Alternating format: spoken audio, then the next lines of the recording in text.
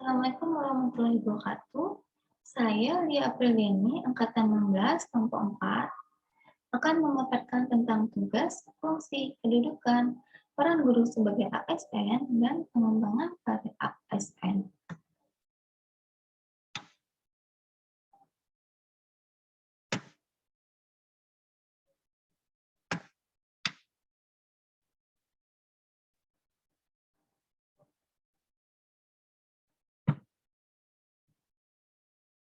Baik, yang pertama pengertian aparatur sipil negara atau ASN.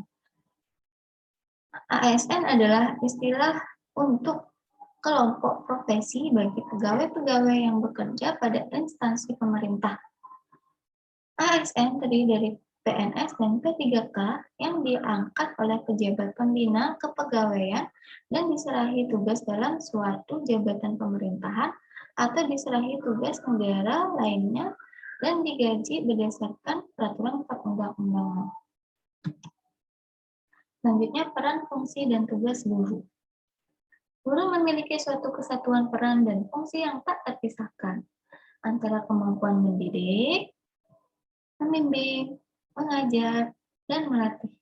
Keempat kemampuan ini merupakan kemampuan integratif, yang satu sama lain tak dapat dipisahkan dengan yang lain, meskipun kemampuan mendidik lebih dominan dibandingkan dengan kemampuan yang lainnya. Selanjutnya, perbedaan antara mendidik, membimbing, mengajar, dan melatih dapat kita lihat dari tabel berikut ini. Yang pertama dari aspek isi, mendidik, moral dan kepribadian, membimbing, norma dan tata tertib, mengajar, bahan ajar berupa ilmu pengetahuan dan teknologi, melatih keterampilan atau kecakapan hidup. Dalam aspek proses, mendidik memberikan motivasi untuk belajar dan mengikuti ketentuan atau tata tertib yang telah menjadi kesepakatan bersama. Membimbing menyampaikan atau mentransfer bahan ajar yang berupa ilmu pengetahuan, teknologi, dan seni dengan menggunakan strategi dan metode mengajar yang sesuai dengan perbedaan siswa. Mengajar memberikan contoh kepada siswa atau memperhatikan keterampilan tertentu atau menerapkan konsep yang telah diberikan kepada siswa menjadi kecakapan yang dapat digunakan dalam kehidupan sehari-hari. Melatih menjadi contoh dan teladan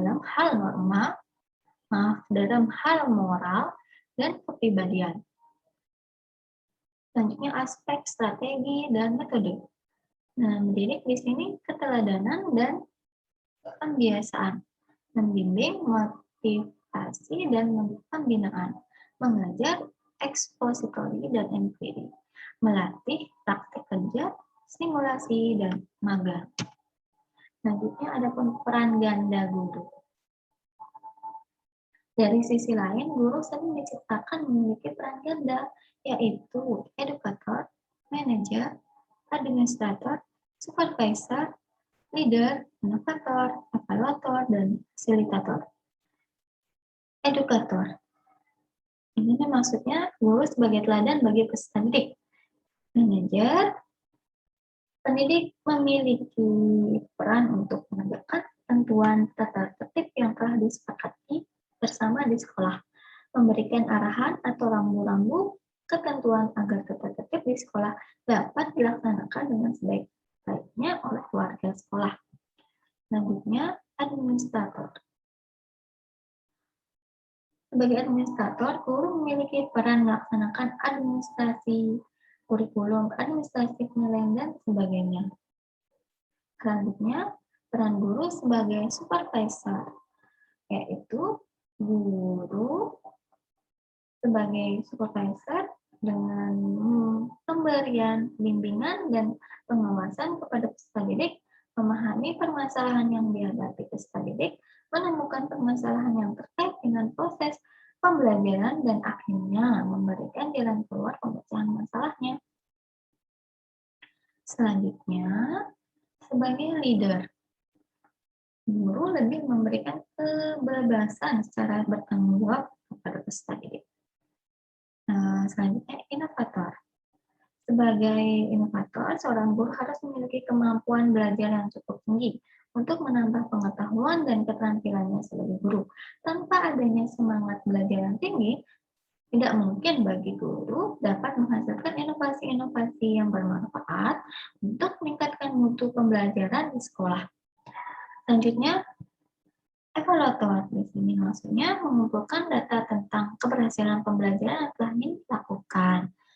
Dan terakhir, fasilitator, yaitu memberikan kemudahan atau memfasilitasi siswa dalam belajar.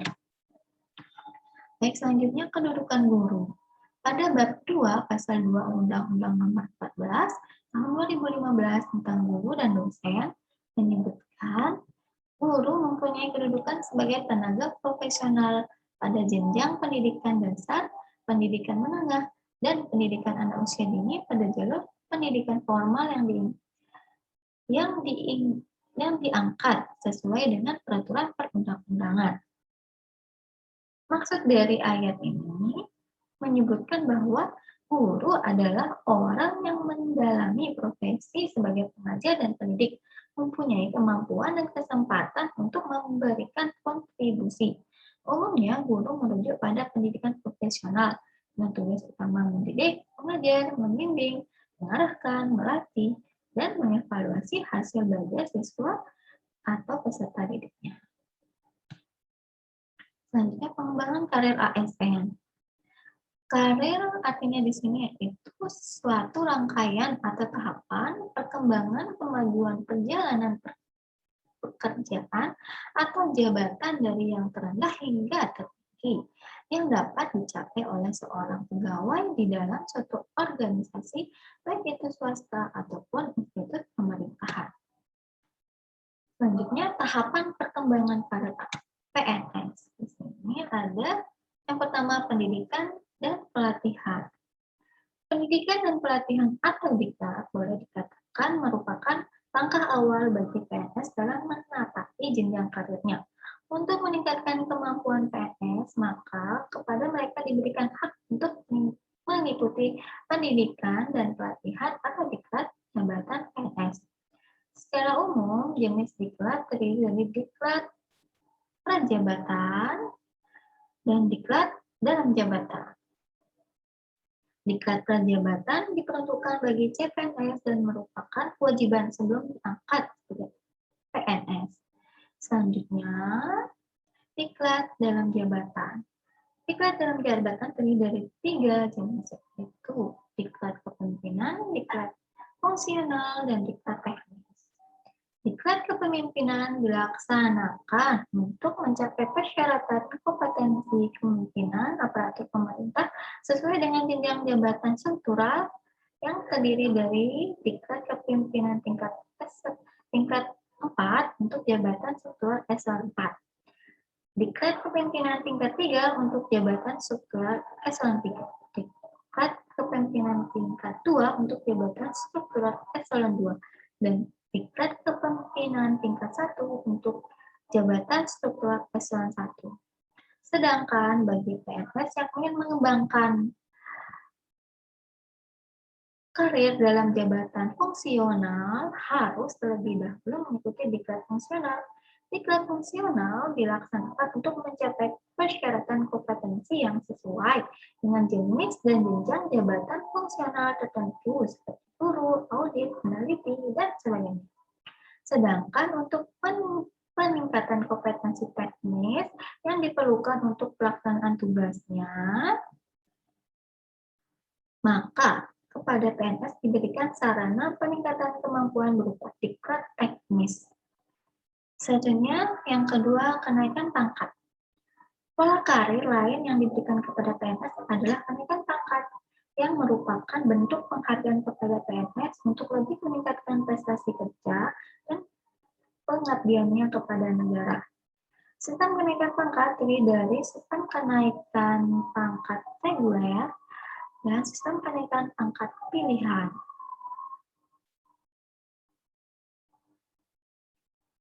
Kenaikan pangkat reguler diberikan kepada PNS setiap 4 tahun sekali, sedangkan kenaikan pangkat pilihan diberikan dengan berbagai persyaratan tertentu seperti menduduki jabatan struktural atau jabatan fungsional tertentu menunjukkan prestasi kerja luar biasa baiknya atau menemukan penemuan baru yang bermanfaat bagi negara telah selesai mengikuti dan lulus tugas belajar dan sebagainya.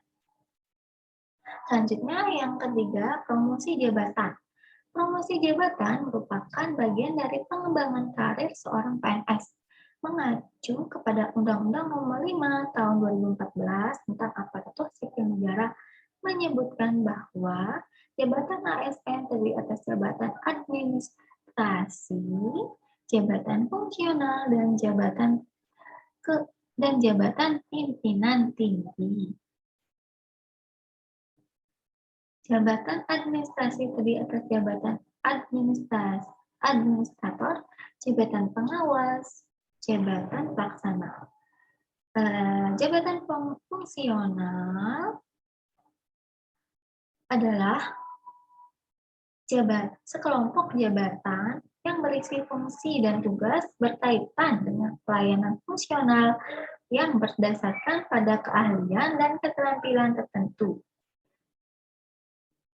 Jabatan fungsional terdiri dari beberapa rumpun jabatan seperti guru, dosen, dokter, auditor, dan sebagainya. Oke. Sekian pemaparan dari saya. Terima kasih.